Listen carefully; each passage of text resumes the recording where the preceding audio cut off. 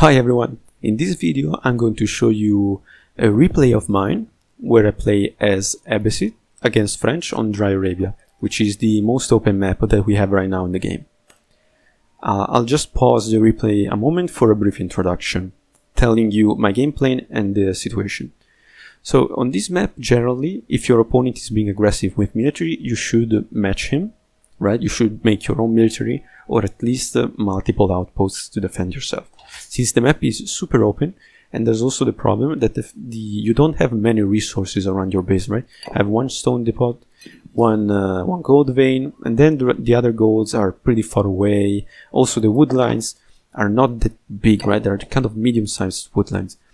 So you really need to fight on a lot on this map technically. But even though I was against the most aggressive early game Civ, with English I would say, I managed to go for a really greedy free TC boom without making outposts or too much military. And I'll show you how I did it, because there's a couple of like precautions that I took. The game is like 1200 elo for the ones that are interested, which is slightly above average, but I think that it's also a good thing, since the suggestions that I give in this video will be easy to implement for everyone and not some pro player level stuff that is really hard to actually do in your own games. So first thing I do, I go on berries, since Uppbeat, like also Delhi, has a bonus when gathering berries. They gather slightly faster than sheep and deer. Then I queue up a villager to make a house and a mining camp on the gold, and then a scout, because I generally like to play with 2 scouts. And also the second scout will be needed to gather lots of sheep, which I'll explain you why I needed sheep for this game. And then after the scout is just villagers, of course. Now, with the scouts I'll just be exploring the map and getting as much sheep as I can, and just seeing what my opponent is doing. While at home, I'll just be moving around my eco, going with 7 on food, then there will be 1 on gold, then there will be 1 on wood, and then also a second 1 on wood, and then a second 1 on gold. The reason why I go on wood a bit earlier compared to other cities is because Uppbeat needs a bit more wood early on, since they have to build also the House of Wisdom. Now, the problem when playing against French and English and these aggressive civs as Uppbeat, and especially if you want to go for multiple TCs, which means that you have less resources to spend on the military and outposts, is that you won't be killed in early feudal, right? As long as your opponent doesn't have rams, they cannot kill you. But what generally happens is that they take their armies, in this case it would be French knights, and they start looping around your base, killing a villager on your berries, then killing maybe 2 villagers on your gold, killing villagers on your wood, and maybe even if you have like your own army, you can't like follow them, right? You maybe leave something that's exposed, and the point how they win the game is simply because you are kind of struggling to keep it up, and they get an eco bonus, they get an eco lead, maybe even a military lead, and you just lose because of that. So my plan here was for that time period in between he starts getting knights out, and I don't have anything because I'm still trying to get my second TC out. My plan is getting having as less places where you can hit me as possible, and this is really effective, especially as if you are a new player. Having fewer places that your enemy can hit means that you can defend them more easily and that you will be able to handle them. So how do I plan on doing that? Because it's not just random, it's not just like the map gave me the perfect location. I have a really specific plan, which I think is the most useful part of the video. First of all, I calculate how much gold I will need in feudal. Since in feudal you don't really have too many gold units, I don't need a constant income of gold. I just need the 200 gold to go feudal, and then the 125 gold to get fresh food stuff, which is an important Abbasid tech, which makes the villagers cost only 25 food. And that's the reason why I want to go with a multiple TC strategy, right? Because I can get lots of villagers for cheap, and so being able to boom more than other cities could do in this situation. For sure, surely more than French can do. But that means that once I get that 325 gold that I need, I can just remove my villagers from gold. What's really important is though that I had, and you see I placed one more villagers on gold, because I need that to get that gold before he gets the knight. Because if he gets the knight, and he comes here with the knights and he denies me the gold, then I'm in deep trouble, because I can't like carry out my plan. So once I finish getting that gold, I remove the villagers, and that's already one less spot when he can arrest and kill my villagers. Then there's a problem of food income, and here's where going on berries early comes into play.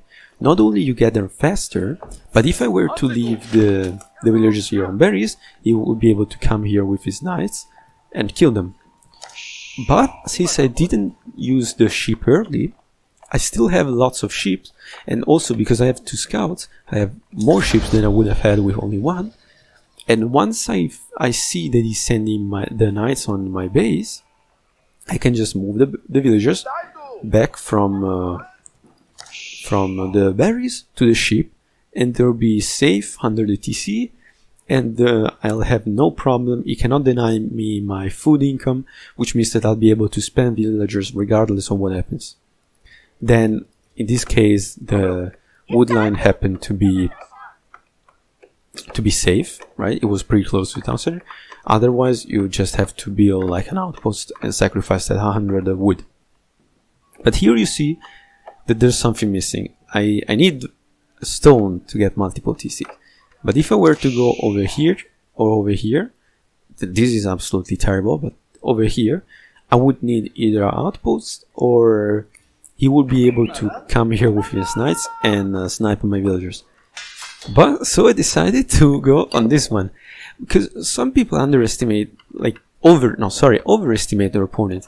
In the early game, your opponents won't have, even if he's aggressive, won't have so much vision.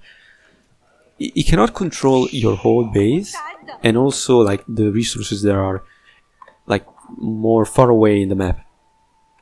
So I kind of hoped, but it wasn't really hope. Like I assumed that he wouldn't find out this stone if I also look how I placed my mining cap. I didn't place it here because that would be more explored. I really placed it here near the border to kind of try and hide it.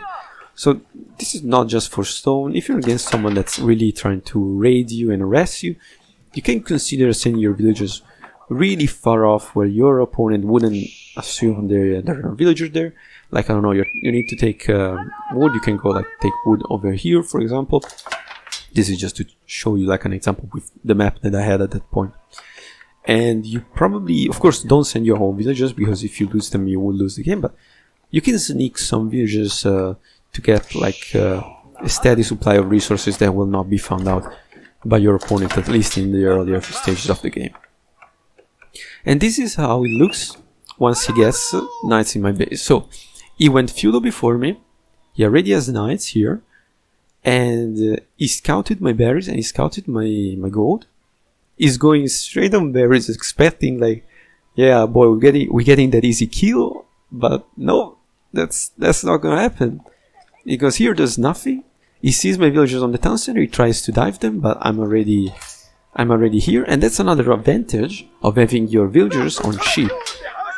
If you have your villagers on sheep, once enemy units start hanging around your base, it means that you always have some units to garrison inside your town center, which means that if your opponent tries to push like near like your wood line or push into your base to kill some villagers, you can punish him really hard. Here he goes on gold, again there's nothing. I made some spearmen, 4 spearmen, not a big investment, so that I can block him if he wants to try and snipe some of my wood villagers so that I don't even have to move them away when he arrives with his knight. And at this point I'm untouchable. He cannot do anything. So he probably try to make his own extra town centers or going for a fast castle, because at this point he can't do anything to me.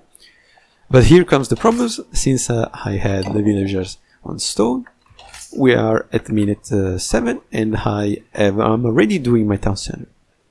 Now the placement of your like multiple town center, like your second and third town center, is really important.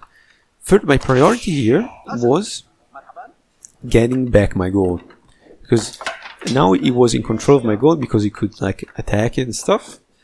But because I placed a town center there, I'll be able to mine gold without any problem. So if you follow my strategy, generally you want to put town centers on gold.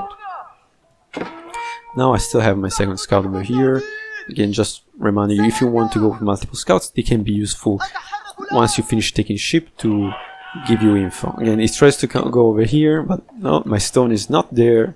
You can't do anything. It just gets punished a bit by town centers. And now I can go back on gold, because of course I said that I don't need gold while I'm working towards my second town center, but I need gold to go castle age. So you don't want to stay in feudal age forever. My stone villagers are still doing work, and I almost have 300 stone again to make a 30C. At this point I didn't want to risk anymore with this 5 over here, so I think that in a moment I'll be moving them back to this area. Also because I have the stone for third town center, I'm gonna wait on making a fourth one.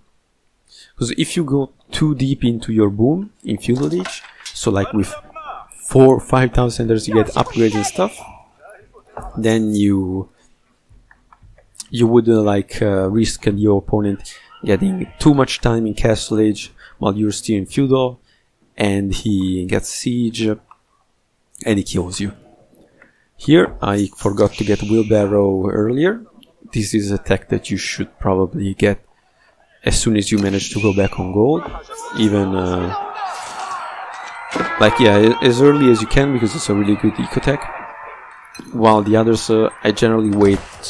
When playing Abbasid, I wait for having this tech over here, which makes them cheaper. But this is just something like related to playing Abbasid. What I really want to show you in this video is the importance, if you want to boom against an aggressive player, the importance of having like as little points where you can be harassed in the game. So here I wanted to make that my third town center, and I make it over here so that I can like use it as a defensive building, right? Because what's good against is town centers is that they force your opponent to go around them. So by putting a town center over here, it means that he cannot go through this passage anymore, or at least he can, but he will use some units. Another suggestion I can give you is, if you're following this strategy, the moment where you're really vulnerable, the only moment where you're vulnerable is when you're doing your town center. For example, here, when I was building my town center over here, you have your villagers exposed because they're not close to the TC anymore, or to your troops, so you need to move your troops with the villagers that have been in the town center, so that because a town center being interrupted is a really big problem. You're losing lots of value because you want that town center to be working as soon as possible. Now we're producing villagers, 3 TC boom, and that's where I was pretty much sure I won the game. Even if he went castle at this point, which I think he does, because he realized that okay, now you see he tries to go on my gold, and he manages to. Again, this is the second time he tries to harass my gold, but like one villager, once I have 3 town centers, is nothing to me, right? At this point I can lose villagers, I don't really care. He went castle age, so he has a little bit of a time window where he can try and do some stuff. I made an archery range to get some camel archers, just to apply the debuff on the knights. And this, I would say, is the most critical point of this game, since it's castle age, and you can try. Also, my ship is running out, so I need to expand on the berries and then later on the deer. I made some farms just to make sure that even if I had to pull these guys back, I still had some gold. But at this point I start going castle. I have a market here to balance my eco, and my situation is looking really good. Since he went castle age like 12 minutes after having made all of those knights, I knew that he couldn't be on free TC like me, because of course I can be on free TC and go castle pretty easily because I only pay 25 food for the villagers. Now one of my scouts was killed, but I just sent my second one in his base. Remember to use your scouts to see what your opponent is doing. If you want to play reactive, which means that you mainly play on eco and then you adapt your defenses and military to what your opponent is doing. So here he was kind of lucky because he attacked my berries when my outpost was literally so close to being finished. I also was walling this part because of course on Arabia walls there's really little amount of walls that you can put in on Arabia, but still if you have the opportunity to wall some parts of the map like this and preventing him from doing some raids on the back of your base, do it. I had to pull my villager back because these knights were coming, and then this villager will be stopped again by his scout. But here I'm just trying to hold him off. Again, I'm playing reactive. I have my scout over here. I want to see what he's doing. I'm getting castle age, and since I see that he's going for archery ranges, I don't know yet if he's going for archers or crossbows, but when you're in doubt, at least until they get nerfed, there's only one solution, and it is make springles. So when you're in doubt, make siege, springles or mangonas. So how does the game evolve? You can see my base is really in a good spot right now. I have multiple woodlands. I have some towers to get the vision and having some place to pull my villagers back.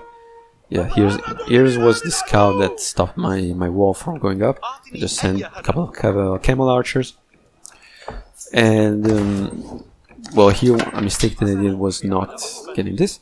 Okay, this is like, of course he was a castle before me. He has castle age units. Now I know that he went crossbows and not archers, but that's not too much of a problem actually. In terms of military comp, I decided to just go with spearmen and a siege with some camel archer to debuff his cavalry in case he kept on making cavalry. Even though the spearmen are not that great against archers and crossbows, I just needed them because they're cheap and I can put them in front of my siege. Siege is what you really should like work towards, like protecting. In fact, here he doesn't have siege, he just has crossbows. I think this was a mistake on his part, not having any siege, because I can just use my springles to push him back. And again, I'm just focusing on my eco, trying to make sure I don't lose too many villagers. I need to send these ones back. My only problem at this moment, and this is the problem of Arabia, is that, as I mentioned at the beginning of this video, you only have like one gold vein really close to your base. So I had to find some way to secure like either this or this gold vein, so that I don't risk like this one running out while I need it the most. So now we can, I think the most important part of the video has gone by. Like, I'm behind in score. I've been behind in score all game, but I think there's not a moment in this game where I was actually like, if someone would look at the game with this like with all the map reveal, I think you would always say that I was in the advantage here. So I don't know, probably the score is because you had a lot of military on the field. So now let's go back here.